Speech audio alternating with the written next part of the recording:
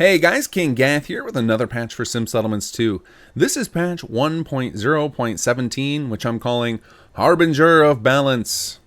Mostly because I like the word Harbinger, and you don't get to use that in everyday language, but also because this patch is either going to be immediately proceeded with the next patch being a balance overhaul or the one after that. I'm not sure. We're going to try and get it done as soon as possible. It's something we're not going to rush. We want to make sure that there's plenty of time to test any rebalance. If you guys don't know what I'm talking about, there's been a plan for many months now to do an overhaul of the balance of Sim Settlements 2 in all these different numbers, because now we know how you guys like to play it. We know we have a lot more data about what's realistic to build in your different settlement networks, so we kind of have a better idea of how to balance out these numbers. When we did it during initial release, it was on a very limited amount of data because we only had so many people testing them on. And now we've had 8 to 10 months of data collected. We can probably do a much better job of it. And before we do a rebalance, though, we need to have all this resource code working, and we continue to find little issues with it. I know we recently, in the last 2 days, have found a couple of more issues that we're going to try and resolve before we move on to balance fixing. So watch for even more bug fixes. But this patch has a lot of bug fixes in various systems, some regarding the resource. We've got some new quality of life stuff, some tools for you guys, so lots of stuff to talk about. But of course, before we do that, we got to thank some patrons. You guys keep joining up, and the numbers are getting pretty fantastic. It's really fun to see so many people joining in to help contribute to the project, see it grow, and I'm going to give a shout out to a few of you. So thank you to everybody who's been contributing to the project, whether it be through Patreon or PayPal or other ways. But I want to shout out a few of you today. If I don't get to you today, I will in one of these future videos. So shout out and thanks to Steve Hyatt, Parker A. Okay, here comes the Butcher of the Week. I think I can do this one. Well, tell me if I got it right. Esbjorn47, Chris Shamrock, E. You're okay. Well, his username is the letter E, but in binary. So I'll go with the full one because it'll be fun to say. 1000101. Thank you, Van Craig. Thank you, Chris McDowell. And thank you, everybody who's been contributing. Okay, let's get into the patch notes. We got lots to talk about today. Actually, probably going to go quicker than my last patch note video. I think the last one I rambled for 20 minutes. We'll try and tighten it up a little bit. So the first thing we're going to talk about is why I have this screen, this resource panel screen up here. If you've never seen that before, that is something that that particular view you'll only see if you are rigging up the HUD hotkeys in MCM or using the holotape to set that up so that you can see this level of detail. It's not meant to be on your screen all the time, but if you really like numbers, it's a good way to get an overview of roughly what's happening in your settlement. Well, for a lot of you guys, this data has been inaccurate over time due to just various bugs throughout the life of your save file. Well, we finally are getting close to having, I was about to say we finally got it all solved, but I know we just discovered a couple little issues, but we're getting it really close, and I've given you guys now a tool to force that daily change number to recalculate on your report here. So if you head into your holotape and you go to the tools section, under advanced tools, there's a new recalculate costs and production. And if you run this, it's going to seem to kind of hang for a second because it's got a lot of stuff to do in the background.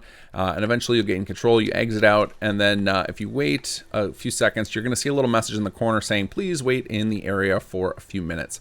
Now, the amount of time you've got to wait depends. There it goes. Please stay in the area for a few minutes so this tool can complete. Now, the amount of time you have to stay depends on the size of your settlement. If you've got 100 plots and you're doing something crazy like that, then you're probably going to have to wait for 5 to 10 minutes. But if you're an average settlement, you've got 20 or 30 plots in there, should only take a minute.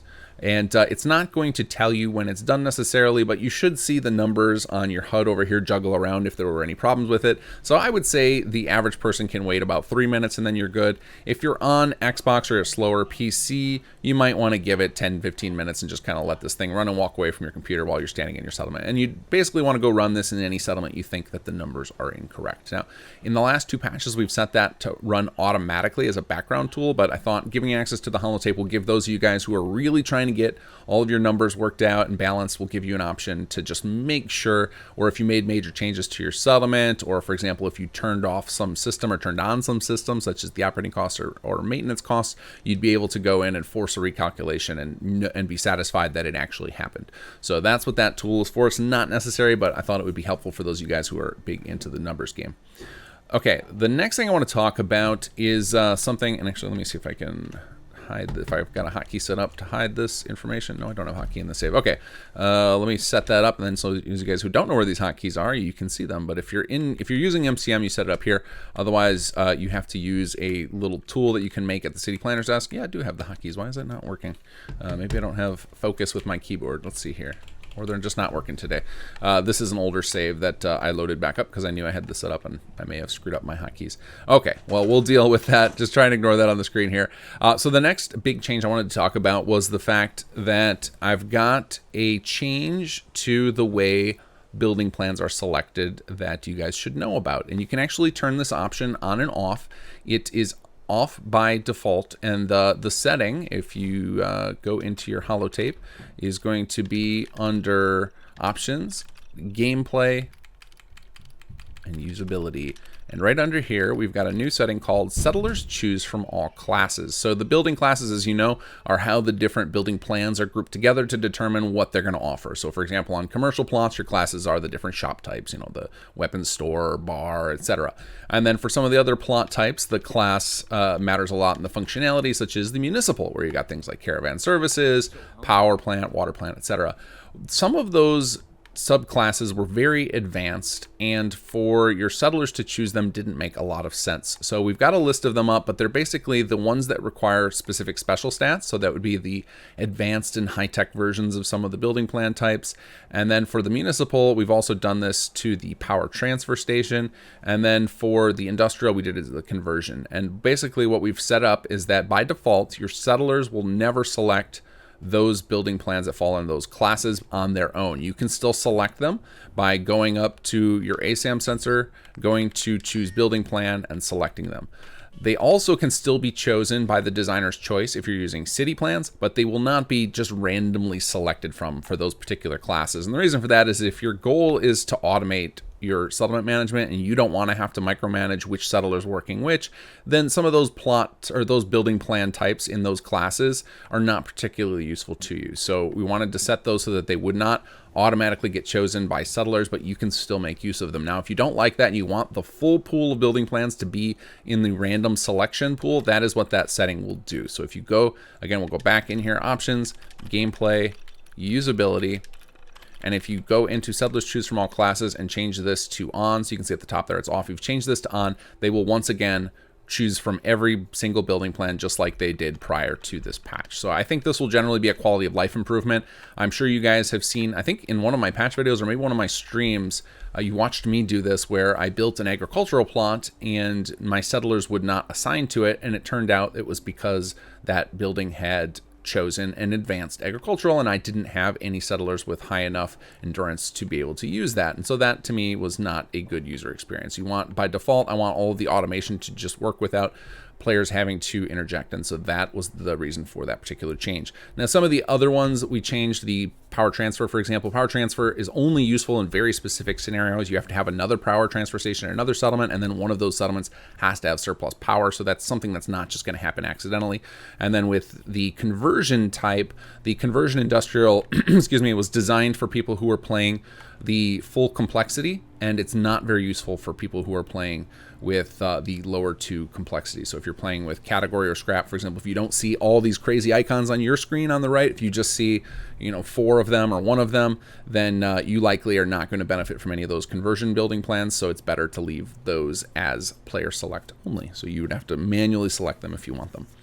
Okay, so that's a big change. I think it'll just be a positive change overall, but if you don't like me changing that and you want to switch it back, it's in the holotape.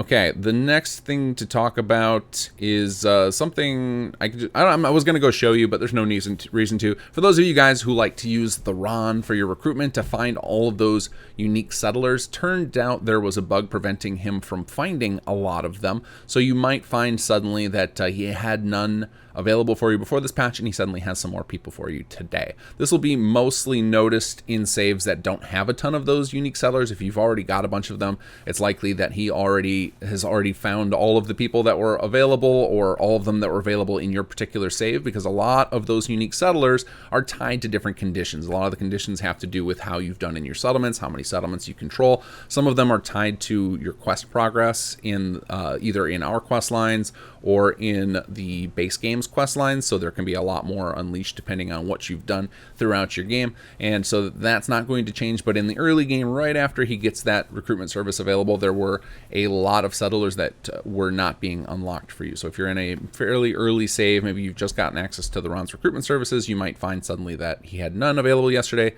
has some available today. I know I just repeated myself, but worth repeating because that is one of those services that's super valuable, especially after we changed the way the different settlers visit your settlements, and that they no longer just stay in the settlement waiting for you to find them. They wander around the world, so it can be a little more challenging to find them if you don't take advantage of the RON services.